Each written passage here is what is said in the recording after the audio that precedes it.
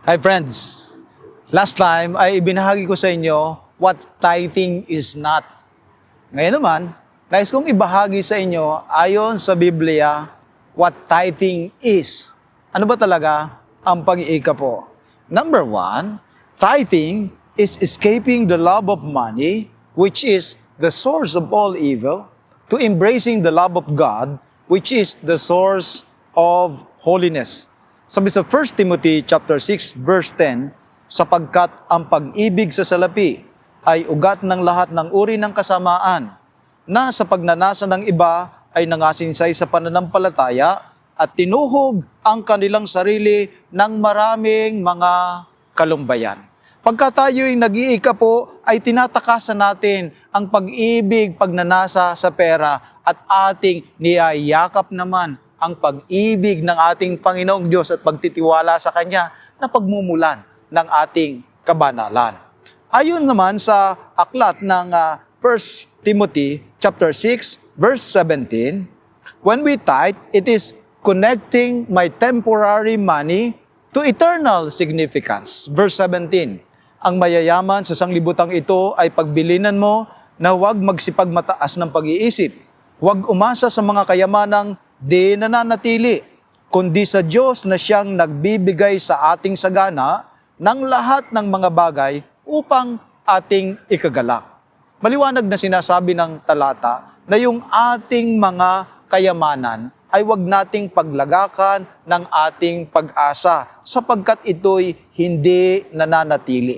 Kundi ilalagak natin ang ating pag-asa at ang ating pagtitiwala sa Diyos na nagbibigay ng sagana na lubos nating ikagagalak at hindi ito basta kagalakang pansamantala, kundi kagalakang pangwalang hanggan.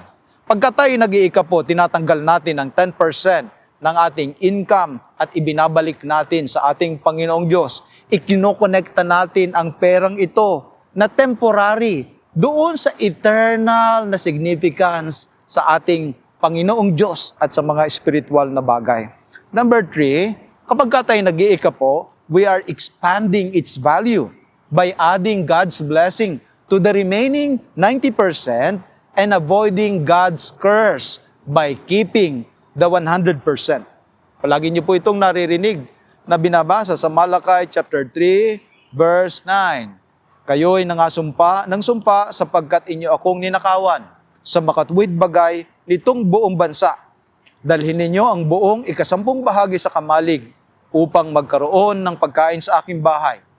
At subukin ninyo ako sa bagay na ito, sabi ng Panginoon ng mga hukbo, kung hindi ko bubuksan sa inyo ang mga dungawan sa langit at ihuhulog ko sa inyo ang isang pagpapala na walang sapat na silid na kalalagyan.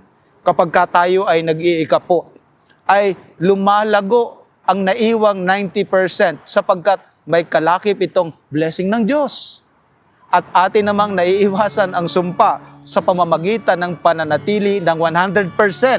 Ngunit kasama naman ito ang sumpa na galing din sa ating Panginoong Diyos. Ang pag-iikapo ay isang bagay na itinalaga ng ating Panginoong Diyos upang tulungan tayo na pahalagahan ang mga bagay na hindi lamang pansamandali o pansamantala, kundi mga bagay na pang walang hanggan.